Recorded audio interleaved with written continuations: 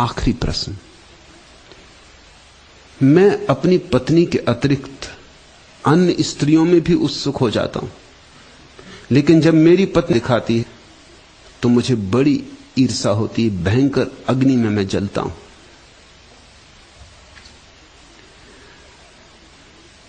पुरुषों ने सदा से अपने लिए सुविधाएं बना रखी थी, स्त्रियों को अवरुद्ध कर रखा था। पुरुषों ने स्त्रियों को बंद कर दिया था मकानों की चार दीवारों में, और पुरुष ने अपने को मुक्त रख छोड़ा था। अब वे दिन गए। अब तुम जितने स्वतंत्र हो उतनी ही स्त्री भी स्वतंत्र है। और अगर तुम चाहते हो कि ईर्ष्या में न जलो तो ही उपाय, एक तो उपाय है कि तुम स्वयं भी वासना से मुक्त हो जाओ। जहां वासना नहीं वहां ईर्ष्या नहीं रह जाती। और दूसरा उपाय है कि अगर वासना से मुक्त न होना चाहो तो कम से कम जितना हक तुम्हें है उतना हक दूसरे को भी दे दो, उतनी हिम्मत जुटाओ। मैं तो चाहूंगा कि तुम वासना से मुक्त हो जाओ। एक स्त्री जान ली तो सब स्त्रियां जान ली, एक पुरुष जान लिया तो सब पुरुष जान लिए। फिर जो भेद हैं वे केवल ऊपरी रेखाओं के, और जो एक स्त्री को जान के स्त्रियों को नहीं जान पाया, समझ लेना कि मूर्छित होकर जी रहा है। वो अनंत स्त्रियों को जान के भी नहीं जान पाएगा, वो जान ही नहीं पाएगा, क्योंकि जानना होता है बोध से। वो मूर्छित है, वो भागता रहेगा एक को छोड़ के दूसरे के पीछे, और निश्चित ही तुम जलोगे, क्योंकि पुरुष के अहंकार को चोट लगेगी। इसको तो तुम समझते हो बिल्कुल ठीक है कि तुम किसी दूसरे की स्त्री में उत्सुक हो जाओ तो कोई अड़चन नहीं। हम कहते हैं पुरुष आखिर पुरुष है। पुरुषों ने ही गढ़ ली होगी ये कहावत कि पुरुष आखिर पुरुष है। पुरुषों ने ही ये हिसाब गढ़ लिए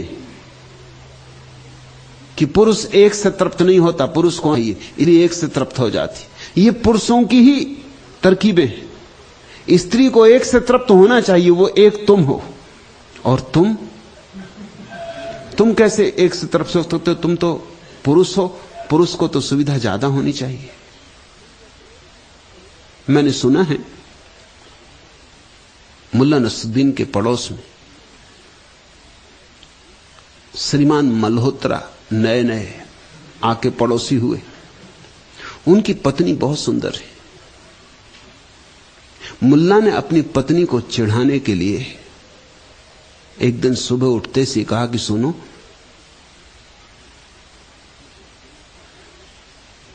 नाराज ना, कुछ दिनों से रोज मुझे सपनों में श्रीमती मल्होत्रा दिखाई पड़ती। पत्नी बोली, अकेली ही दिखाई देती है ना? मुल्ला ने कहा, पर तुम्हें कैसे पता चला? पत्नी ने कहा, क्योंकि श्रीमान मल्होत्रा मेरे सपनों में आते।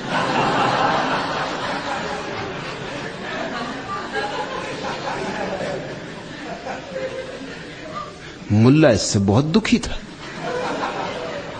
चले थे पत्नी को चिढ़ाने,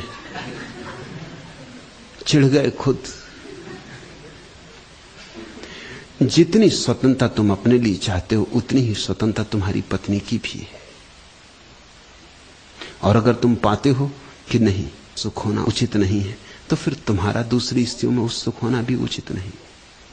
और जो तुम चाहते हो तुम्हारी पत्नी करे, वह तुम्हें पहले करना चाहिए, तभी तुम हकदार हो। अपनी वासना की दौड़ों को छोड़ो।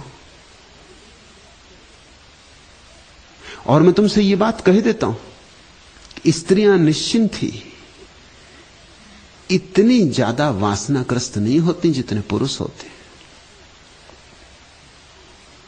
स्त्रियों के पास एक तरह का समर्पण भाव होता है, और स्त्रियों के पास एक तरह की निष्ठा और आस्था और श्रद्धा होती।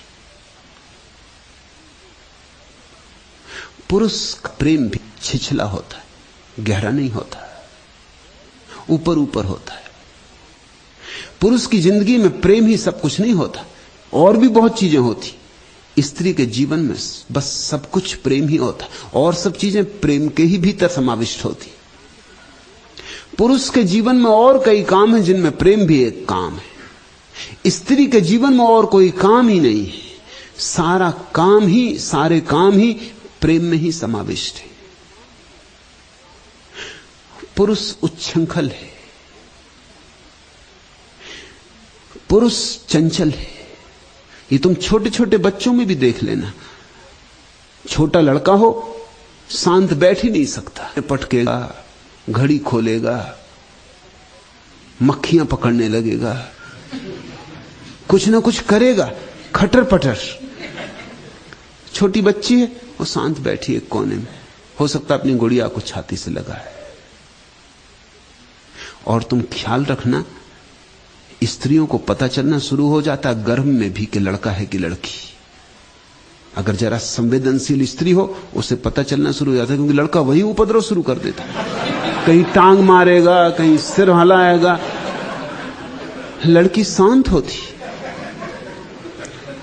अनुभवी मां को पता चलना शुरू हो जाता है कि लड़का है कि लड़की। उपद्रव के अनुपात से पता चलना शुरू हो। कारण है, जीव शास्त्र कहता है कि स्त्री के व्यक्तित्व में अनुपात है, पुरुष के व्यक्तित्व में अनुपात नहीं है। स्त्री के जो अणु हैं